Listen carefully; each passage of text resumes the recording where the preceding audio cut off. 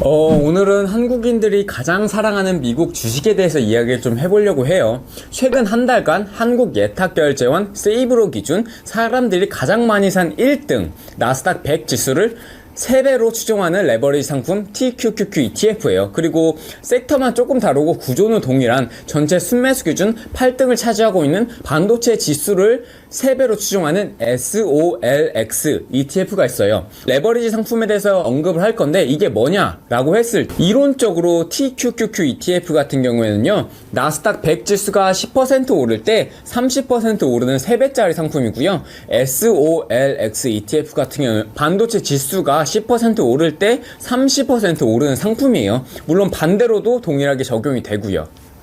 이러한 ETF들의 가장 큰 장점은 뭐냐? 가장 큰 장점은 사실 짧은 기간 내 성과가 확실하다는 점이에요. 나스닥이나 반도체 지수가 급등할 거라고 생각이 되어서 투자를 하게 된다면 남들이 막 1배 먹을 거 본인은 3배를 먹을 수가 있는 거죠. 그래서 보통 국내 투자자분들이 급격한 지수 하락이 있을 때 다음날 강하게 반등할 것 같아 라고 하면은 3배짜리 TQQQ ETF를 사시는 거고요. 지수가 불안불안하고 금리 인상 이슈가 계속적으로 불거지고 다음날 시장은 폭락할 거야 라고 하면서 SQQQ와 같은 나스닥을 인버스로 추정하는 3배짜리 ETF를 사시는 거죠. 정말 딱 단타로만 접근하시는 거고요. 근데 사실 항상 공짜 점심은 없고 고수익에는 고위험이 따르듯이 해당 레버리지 상품은 장점도 물론 있지만 나머지 단점도 여러 가지가 있어요. 근데 이 부분에 대해서 정말 간과하시는 분들이 많아가지고 이 단점 3가지를 오늘 좀 언급을 해드리려고 해요. 첫 번째로는 차트상으로는 1배짜리와 3배짜리만 비교해봐도 변동성이 굉장히 높은데요. ETF 자체의 운용 비용도 한 2배에서 5배까지 1배짜리에 비해 굉장히 높아요. 지금 보시는 해당 차트는 나스닥 100 지수를 추종하는 QQQ와 3배짜리 TQQQ를 비교한 차트거든요.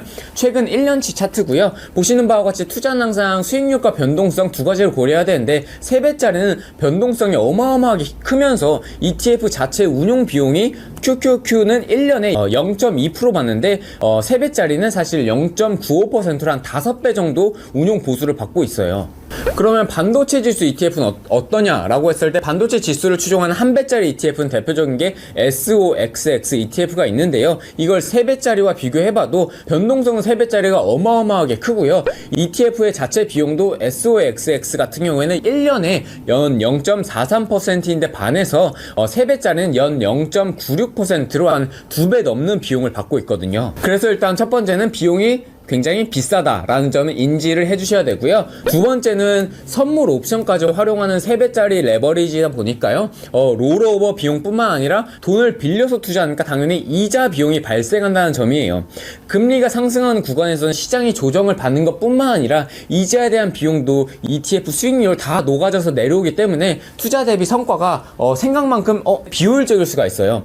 TQQQ의 운용 보수의 구조만 보더라도 사실 연에 0.95% 인데 운용 보수가 연 0.75%고 기타 비용이 연 0.22%거든요. 추후 변동이 있을 수도 있고 사실 지금과 같은 미국 금리 인상기에는 레버리지 ETF 이자 비용까지 고려한다면 사실 장기 투자는 조금은 경계할 필요가 있다고 생각을 하고요.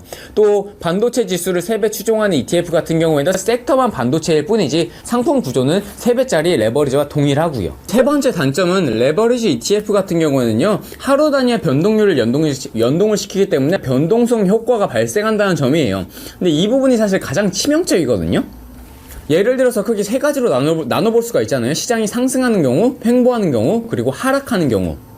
상승하는 경우를 가정을 했을 때 지수가 100이었다가 플러스 10% 변동을 하게 되면 일반적인 QQQ는 110으로 갔다가 여기서 플러스 10%가 되면 또 121이 되는데요. 여기서 3배짜리 TQQQ ETF를 비교를 해보면은 100에서 130을 갔다가 거기서 또 플러스 30% 하면 169로 가서 결론적으로 1배짜리는 플러스 21%의 수익을 보는데 3배짜리는 플러스 69%의 수익을 볼 수가 있거든요. 진짜 엄청나죠. 근데 이건 말 그대로 시장이 계속적으로 상승하는 경우에 그렇고요. 보통 사람들이 이러한 그림을 상상하고 레버리지 투자를 감행을 하는데, 근데 함부로 시장을 예측하려고 했다가 수익을 볼 수도 있지만 변동성이 커지면서 하락하는 경우와 횡보하는 경우도 생각을 해보는 게 좋잖아요. 하락할 때랑 한번 생각을 해보면요, 지수가 100을 기준으로 마이너스 10%또 마이너스 10% 되었다라고 가정을 했을 때 한 배짜리 같은 경우에는 100에서 90, 90에서 81로 가는 반면에 세 배짜리는 100에서 70, 70에서 49로 가서 한 배짜리의 손실률은 마이너스 19%인데 반해서 세 배짜리는 마이너스 51%인 거죠. 근데 가장 문제는 횡보할 때예요. 만약에 100을 기준으로 플러스 마이너스 10%가 났다라고 가정을 했을 때 한 배짜리 같은 경우는 100에서 110 갔다가 99로 내려가서 결론적으로 마이너스 1%의 손실을 보는 반면에 TQQQ 세 배짜리 같은 경우는 100에서 130을 갔다가 130에서 91로 결론적으로 마이너스 9%의 손실을 보게 되거든요. 확률적으로 따져봤을 때 시장이 쭉 상승하는 경우에만 세 배짜리 ETF가 유리하고 나머지의 경우 하락하거나 횡보하는 경우는요, 높은 수수료와 3배짜리 레버리지를 고려하게 되면 손해가 막심한 투자니까 투자 매력도는 좀 낮다라고 생각을 해요. 사실 세 가지 케이스 중에서 상승할 때만 맞고 횡보하거나 하락할 때는 불리한 투자니까 단순히 확률적으로 33.3%의 승률밖에 되지 않는다고 생각을 하고, 또 ETF 기준으로 대표적으로 1, 2, 3등 TQQQ나 QLD나 SOLX와 같은 종목들은 가능성이 낮겠지만 운용자산 규모가 낮은 레버리지 ETF 같은 경우에는 롤오버 비용도 있고 이자 비용 등이 다 포함이 되어 있어서 굉장히 높고, 이를 못 버티고 레버리지 배수를 3배에서 2배로 낮춘다거나 혹은 상장 폐지라는 경우도 있거든요. 대표적으로 과거 2020년 7월 2일에 상장 폐지된 T빅스 ETF도 있고요. JNUG 티커를 가진 ETF, DUST 티커를 가진 ETF도 3배에서 2배로 레버리지 배수를 축소를 하기도 했어요. 그래서 단점은 이렇게 세 가지 정도 알고 계시면 좋을 것 같아요. 그러면 레버리지 투자를 자본시장 선진국이 미국도 그러하냐 라고 궁금해 하실 수도 있는데요. 한국은 특히 심하고 미국은 일단 ETF와 ETN을 모아놓은 ETP 시장에서 레버리지와 인버스 ETP가 차지하는 비중이 종목수 기준 8%, 운용자산 기준 1%대로 굉장히 낮아요. 한국은 그에 반해서 레버리지와 인버스 ETF가 차지하는 비중이 50에서 60%로 굉장히 높고요.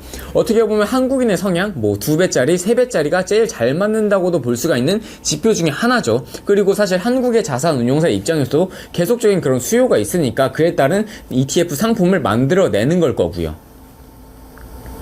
근데 사실 그럼에도 불구하고 단기간 변동성과 방향성을 노려서 단타로 접근하고자 하는 분들, 그런 분들에게는 여전히 매력적인 투자처라고 생각을 하고, 이러한 분들을 위해서 미국 3대 지수에 대해서 1배부터 3배짜리 상방과 하방 ETF가 뭔지, 대표적인 게 뭔지 좀 알려드릴게요. 미국 3대 지수 중에서 가장 중요한 S&P 500과 같은 경우에는요, 3배짜리는 상승 방향으로는 티커 SPLX, 하락 방향으로는 SPXU ETF가 있고, 2배짜리는 상승 방향으로는 SSO ETF가 있고, 하락 방향은 SDS ETF가 있어요. 한 배짜리는 상승 방향은 SPY SPY ETF가 있고, 하락 방향으로는 SH가 대표적이고요.